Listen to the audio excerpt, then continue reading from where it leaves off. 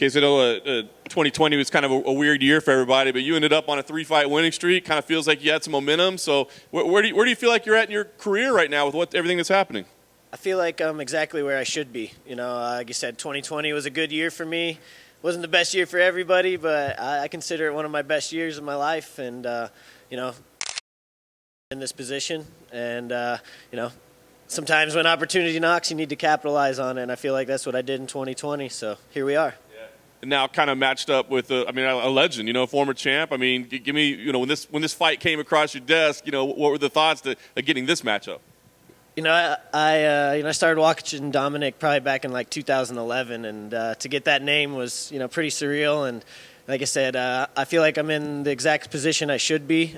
Dominick Cruz is the kind of guys that I got into the sport to fight, and you know, what a better way to take out a legend. It was funny, I saw a lot of people asking if he felt disrespected being on the prelims. What about you? You feel like you're a pay-per-view main card fighter now? Yeah, I mean, shoot, the featured bout on the prelims is a step up for me, so I'm pumped with that. But, you know, like he said in an interview, we all get paid the same no matter where we're at in the card. And, you know, the featured bout on the prelims is a good spot to be in. So I'm still working my way up, you know, maybe a main card next fight. And I'm curious how you prep for a guy like Dominick, right? Like you said, I mean, you've seen him forever. You know what he's about, but there's no, like, recent footage on him because he has these extended layoffs. You know, it's like one fight in 5 years. So how do you prep for a guy like that? You know, any fighter that I prepare for, first thing I do is prepare myself, sharpen everything that I have and everything that I've been working for and working towards. So obviously at this level, we got to take into fact that guys like Dominick Cruz are a little bit unique. I think he was very unique 5-10 years ago, but guys switching stances, doing their footwork, all that stuff, that is something that I've been seeing my whole career almost. So preparation was, you know, pretty similar. Tried to get the best looks I could for Dominick, but mainly sharpen myself. Yeah. You know, you win this fight. It's a big moment, right? So what do you feel like? Do you start talking about contendership and that sort of thing? Yeah, I don't think this fight puts me in title contention, but it puts me right in the direction I need to be. You know, I knock off 3 fights this year, and I win all 3. You know, I should be knocking at that title door. Last thing for me, what kind of fight do you think we see here? I mean, on paper, it looks like it could be a fight of the night type kind of fight. I mean, are you expecting that, or do you feel like you can go in there and dominate? Yeah, I said a while ago in my career, you know, the way I fight, if you survive, it's going to be a fight of the night, and if you don't, I'm looking at a performance bonus on a knockout or submission. So same thing goes for Dominick Cruz. What's up, man? Are you surprised Dominick took this fight? Because before the Cejudo fight, he was kind of like, I just want a title shot or nothing. So are you surprised that then he took a fight with you following that? I think that if he wants to actually make a title run, you know, I'm a good guy to start with. You know, the top 15 is, bantamweight, the top 20, top 30, you know, any of those guys could be title champions or, you know, in the future. So if he wants to make a real title run, instead of just jumping into a title shot, maybe take out a couple contenders to make sure that he is, you know, another contender for the title still. John mentioned there's not a lot of footage out there on him, but we did see him against Henry Cejudo. And in that fight, it did seem like Cejudo was getting kind of some good fortune with the leg kicks. Is that a strategy that you looked at and thought, well, thank you very much, Henry? You know, I can't let you in on all my secrets, but that's a pretty good assumption there.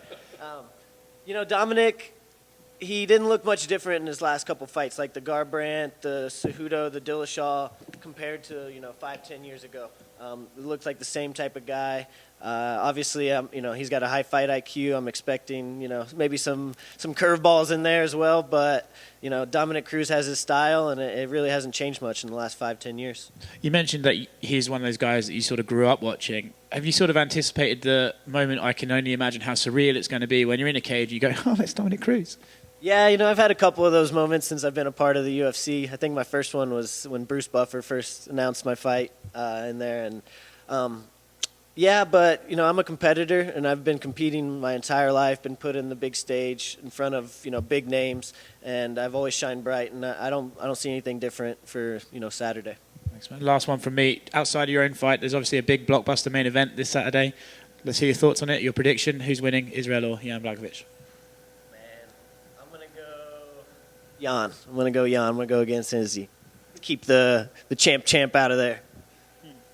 Okay, so given yours and Dom's connections to Tucson, how far back can you remember the first time you had any interaction with Dom in your MMA career?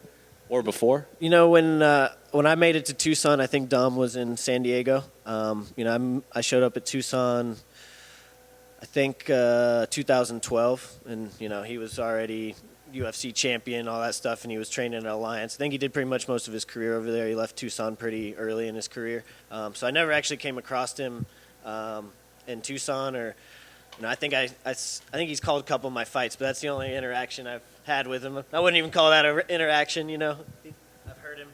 And then given there is the title fight in your weight class on the same card you're fighting on, was it important to get on this card specifically so you can be on the same timeline as all of these contenders moving forward? Yeah, after the Fight Island fight, I was pushing for December 12th because that was the original date for the bantamweight title, and that was my whole reason for being on December 12th. You know, trying to get another one there at the end of the year too, but it worked out. You know, the fight got moved, and I'm still on the bantamweight title card. Was there any thought in your mind, like, say someone gets hurt, I'm on the win streak between me and Dom, I might be the one to jump and slide into that title fight? You know, I'm definitely not the one that's making that decision, but I would definitely step in and fight Yan or Sterling, no problem. Who do you think wins that fight? Man, I'm gonna go Yan. I kind of want to fight Yan someday. I think that'd be a fan favorite fight and a fun fight for me. So hopefully he keeps the belt.